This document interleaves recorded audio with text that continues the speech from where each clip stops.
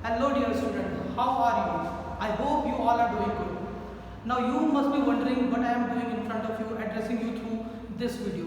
COVID period have been gone and now offline classes have been started. But still, we here in Subhash Chandra Bose Academy, we are inviting some young minds and talented brains for Inspire Award Manak. Now what is this Inspire Award Manak? Students, here basically we are talking about innovation and invention.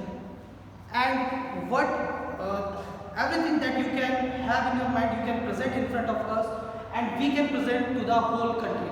अब आप लोग सोच रहे होंगे कि sir basically ये innovation का idea जो है वो हम कहाँ से प्रेजेंट करें। हमारे दिमाग में एक सोच होती है कि सर जो चीज़ें डिस्कवर होनी है वो ऑलरेडी डिस्कवर हो चुकी है।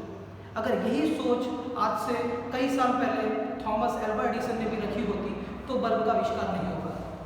उसने 1000 गलतियां की और उस 1000 गलतियों के रिजल्टेंटली हमको पहले मिला बल्ब, फिर मिला ट्यूबलाइट, फिर मिला CFL, देन LED। तो बेटा बल्ब में भी बहुत सारे इनोवेशन हुए और आज हम LED तक पहुंच गए हैं। इसका मतलब हम ये नहीं कह सकते हैं कि everything which have to be discovered has already discovered, यानी कि अभी भी बहुत सारी चीज़ डिस्कवर करना बाकी है। फॉर एग्जाम्पल, जब सूरज आता है तो हम बोलते हैं प्रकाश का केंद्र क्या है, सूरज। पर जब सूरज चले जाता है तो हम बोलते हैं कि अंधकार हो गया। बट अंधकार का भी कोई सोर्स होगा जो आज तक हम डिस्कवर नहीं कर पाए।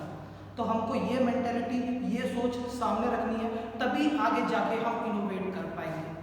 अब आपके दिमाग में बेटा सबसे पहले क्वेश्चन आएगा कि सर हाउ टू इनोवेट, क्या इनोवेट कर रहे हैं, कैसे कर पाएंगे। तो बेटा इसका सिंपल सा रूल है, वो सिंपल सा रूल है आवश्यकता ही आविष्कार की जननी है, यानी कि necessity is mother of invention. जब तक आपको लगेगा नहीं कि मेरे को किसी चीज़ की ज़रूरत है तब तक आप उस चीज़ में कूदोगे। एक सिंपल सा एग्जांपल देना चाहूँगा। आप लोग बोल रहे होंगे कि हमारे सामने हमारा टीचर तो खड़ा है और हमको इनोवेशन और इन्वेंशन के बारे में बता रहे हैं, बट क्या सर आपने खुद ऐसा कुछ किया है? तो बेटा द आंसर इज यस, हमने भी किया है और वो किया गया था in the period of Covid. आप लोगों को पता है in the period of Covid everything was not smooth and we were taking the classes through online classes streamed. तो उस कंडीशन में हमको क्या करना पड़ा था, मोबाइल और लैपटॉप का इस्तेमाल करके हमको हमारे लेक्चर देने पड़े थे। बट बेटा at a very fine day my touch pen was broken और उस टाइम ना शॉप्स खुली थी, ना ऑनलाइन सर्विसेज स्टार्ट थी, बट क्लासेस जरूर स्टार्ट थी। और उस कंडीशन में I applied the knowledge which was there in my mind and I implemented it practically. और वो मैंने कैसे किया वो मैं आपके सामने एक छोटा सा डेमोन्स्ट्रेशन देना चाहता हूँ। बच्चे हमारा मोबाइल होता है,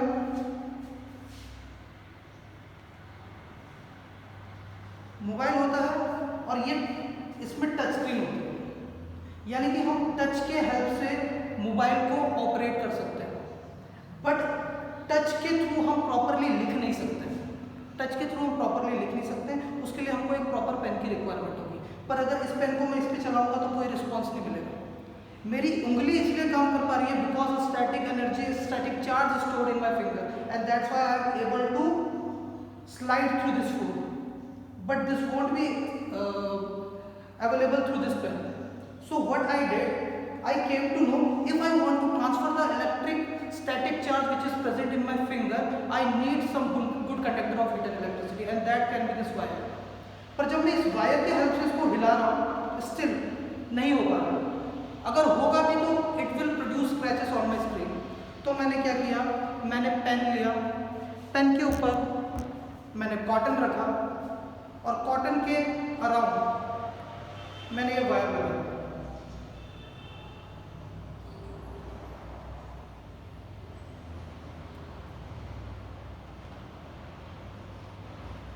पर जब मैंने ये किया मेरे को ये पता चला कि now cotton is not good conductor.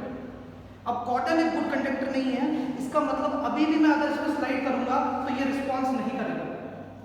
तो इस कंडीशन में again I applied the knowledge which was there in my mind and that knowledge says that water is a good conductor. तो मैंने क्या किया, कुछ ड्रॉप्स वाटर लिए,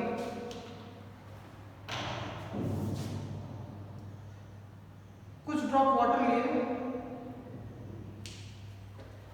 और थोड़ा कॉटन को मैंने वेट कर दिया। अब इससे क्या होगा होगा, the static charge which is present in my finger will go through the good conductor of heat and electricity that is copper and now it will migrate to the cotton which is now damp, जो गीला हो चुका है। अब हम जरा try करके देखते हैं ये टच स्क्रीन में काम कर रहा है कि नहीं कर रहा है। टच स्क्रीन इजीली स्लाइड होने लग गई, ये टच स्क्रीन इजीली स्लाइड होने लग गई। और इससे बेटा यहाँ पर तुमको एक जूम ऐप भी दिख रहा होगा, जूम की क्लासेस मैंने इसी प्रोटोटाइप से ली। अब बेटा innovation, now we talk about innovation. Innovation is not only about inventing something new but the technology which is already existing, we are making it cheaper. मैंने 500 रुपए के टच पेन को सिर्फ एक 10 रुपए के पेन, कुछ रुई और कुछ कॉपर के वायर से बना दिया।